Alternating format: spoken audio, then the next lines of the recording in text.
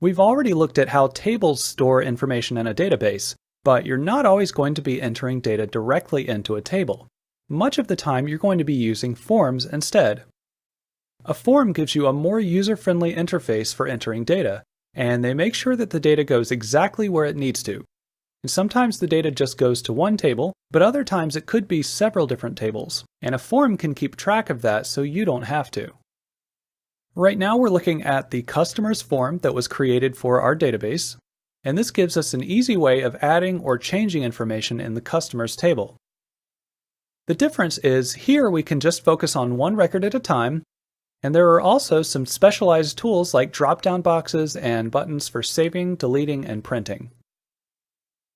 We can use a drop-down box to find an existing customer, and we could also type a last name to jump to a record. And when we click on the name, their information will appear in these fields where we can then edit it. And I'm just going to change this customer's address.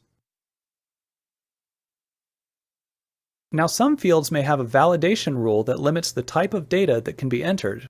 For example, here the state needs to be a 2-letter postal code, and if I try to type anything else, a window will pop up with instructions on how to fill it out correctly.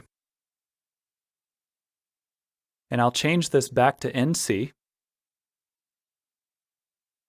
And when you're done, you can click Save. There's also a button to create a new record, which automatically clears all of the fields so we can type in a new customer's information.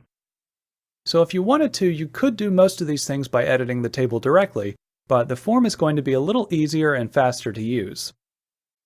Now let's look at a slightly more complex form, and this is going to let us do things that we really couldn't do by just editing the tables.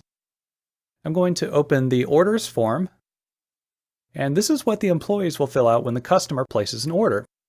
Let's just walk through the process of creating a new order. When you click New Order, it clears all of the fields, and then you can choose the name of the customer that's placing the order.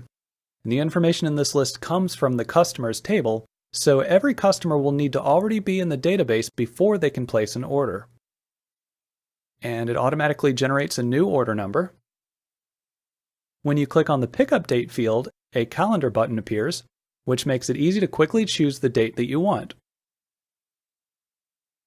And there are also a couple of checkboxes for simple yes or no questions. Later, when you start creating forms, you'll be able to add these types of special tools to make your forms easier to use. And this form has a field where you can add notes if you want. Now here's where this form is a little bit different. When you click Add Item, it opens what's called a subform. And here you can choose the item that was ordered, type in the quantity, and then save and close. If the form doesn't update automatically, you can just go to the drop-down arrow below the refresh command and select Refresh. Then you can add another item, and you can do this as many times as you need to until the order is complete.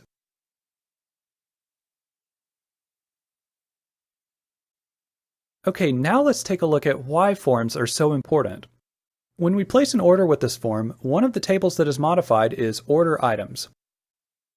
Now it would be very difficult to edit this table directly. For instance, I don't know what menu item 156 is, and I don't remember which customer placed order number 7. But Access can piece together the order by looking up the correct records in different tables. So tables are sometimes organized in a way that's easy for Access to read, but difficult for a person to read. And that's why we often have to use forms instead of editing tables directly. These were just a couple of examples of forms, and the exact content and layout of a form will vary depending on how the form is meant to be used. But the basic process of using a form will generally be very similar, and it will be a combination of typing information into fields and using drop-down menus, buttons, checkboxes, and other tools.